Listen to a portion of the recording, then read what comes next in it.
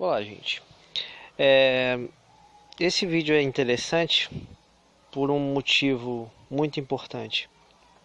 É a importância que tem uma análise conjuntural, tá? Quando a gente trata de questões políticas. Há 2 anos atrás, eu resolvi publicar um livro, né, numa plataforma digital. E o objetivo era fazer uma reflexão sobre o neoconservadorismo, como o neoconservadorismo estava atuando na política brasileira. Isso não é uma coisa tão nova quanto parece, né? Justamente por isso que há 2 anos atrás, para mim era muito claro isso, e eu fui percebendo a influência que estavam tendo, não só os influenciadores digitais, mas as igrejas, né, evangélicas principalmente. Algumas igrejas evangélicas estavam crescendo muito e ganhando muito poder, tanto na mídia tradicional, né, com canais de televisão aí 24 horas, vários canais que eles conseguiram. Estavam elegendo vários deputados, uma grande, enorme bancada evangélica, já está atuando há muito tempo e foi aprovando uma série de projetos também. E a população brasileira, ela estava migrando de uma população católica, né? No Brasil, a Igreja Católica, as pessoas católicas, elas tendem a ser menos fundamentalistas do que as religiões evangélicas, né? Os protestantes. Você vê que eles são muito mais fundamentalistas, que eles levam muito ao pé da letra, né? A palavra contida ali na Bíblia, né? Então, me pegam muitos conceitos do Velho Testamento, né?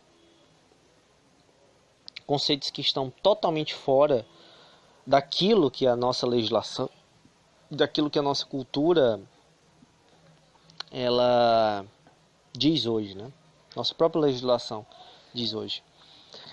Então, ela quer trazer esses valores de uma sociedade de milênios atrás para a sociedade brasileira atual, né? Que é um absurdo total, um absurdo completo. E como eles vinham atuando e vinham pregando essas coisas nas igrejas, lá no Congresso, com esses deputados, com esses parlamentares dessa bancada evangélica, aprovando alguns projetos, votando outros, apresentando outros, estando ali na mídia tradicional e também em canais do YouTube, vários canais aí neoconservadores, que estavam tendo uma influência já muito forte, já há muito tempo. Então todo esse conjunto, né, chamado uma onda conservadora, né, estava atuando de modo muito forte na política brasileira. Então, por essa razão, eu criei essa obra mostrando ali os impactos que teriam se esse poder desses neoconservadores crescesse no país, de como isso teria impacto na educação, na forma de governo do país, né? Que seria uma coisa repressiva, mais repressiva também, uma repressão religiosa, de valores religiosos, de comportamentos, né? Que é uma coisa que o Brasil, pelo menos no período mais recente, não viveu, né? Então teria uma série de coisas ali, talvez de censuras, enfim. Uma série de coisas que a gente está observando hoje aí, de forma mais clara, né? Eles combatem aí eventos culturais mesmo, como o carnaval, como exposições artísticas, uma série de coisas. Já na época que eu estava escrevendo, apareciam algumas coisas, mas, por exemplo, aquelas polêmicas das exposições ainda não tinha acontecido. Não, a maioria das coisas não tinha acontecido ainda, né? O que tinha mais era no campo de ideias e em alguns projetos que eram apresentados lá por esses. Tinha a questão do kit gay, não, né? da cura gay, né? Na época não era kit gay ainda, mas a ideia da cura gay e tal. Então, assim, via-se essa ideia de moralidade protestante, moralidade da igreja evangélica, tentando se impor dentro da legislação brasileira, né? Então havia assim, essa tentativa de imposição dessa moralidade cristã sobre o comportamento. Então, querendo impedir eventos, né? Como hoje Bolsonaro ataca aí o carnaval, né? Que é um evento cultural muito importante para o Brasil, histórico, né? Cultural, na economia também ele mexe muito, né? Então, assim, toda essa onda já havia brotado ali há muito tempo, a população brasileira tornando-se cada vez mais conservadora com a influência dessas igrejas, né? Igrejas neopentecostais e outras igrejas de denominação religiosa aí, protestante, né? Tendo uma influência muito forte dentro da política. Por quê? Porque elas influenciam o comportamento das pessoas, a mentalidade dessas pessoas, né? Uma mentalidade anticientífica, né? Uma mentalidade extremamente de um conservadorismo bem forte, no sentido moral, né? E de imposição, de tentar impor essa moralidade dentro do Estado brasileiro. Então, nas escolas, né? Nos eventos culturais e tudo mais. Então, essa ideia havia brotado ali já há alguns anos. E a influência política que elas vinham tendo era cada vez maior. Então, eu estava vendo aqui uma entrevista, né? A gente já viu a Damares, por exemplo, aí. Tanto de bobagens que ela falou sobre vestimenta, né? De cores e tal, né? Que é uma ideia que tem aí também alguns desses neoconservadores e tal, dessa influência cultural e tal, né? Que eles colocam, de marxismo cultural, né? Que é uma tese aí levantada pelos neoconservadores, né? Entre eles um dos expoentes, que é o Olavo de Carvalho, né? Então, em um dos trechos lá desse meu livro, dessa minha obra que eu publiquei, que ainda está lá no Wattpad, né? Uma plataforma digital, eu coloco uma parte lá, um trecho, que nas escolas, né, com esse regime neoconservador, esse político que ascendia, né? No caso, é representado pelo Bolsonaro, mas na obra, como é uma ficção, né, para tentar retratar a realidade brasileira num futuro próximo, né, futuro distópico, como eu descrevo lá.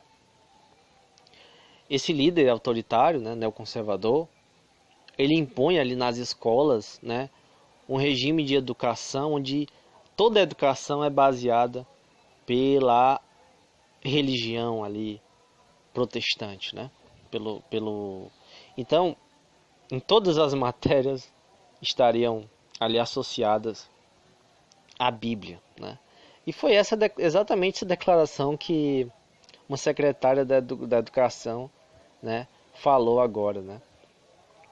Que até na matemática, como eu coloquei lá no meu livro, estaria contida ali as ideias ali que estão na Bíblia, né? Uma verdadeira doutrinação religiosa, uma doutrinação religiosa. É isso que eu trato, uma das temáticas principais que eu trato nesse meu livro. Então, assim, muitas das ideias que eu coloquei lá, né, que lembram muito, que tem muito a ver com o que hoje a Damares diz, que a Damares faz, ou que outros lá, ou esse ministro da Educação também do Bolsonaro faz, né, que o próprio Bolsonaro faz. As relações exteriores também eu falo, né, nas questões ideológicas que ele vai colocar nas relações exteriores, de total subordinação aos interesses norte-americanos. Isso também eu coloquei nessa minha obra.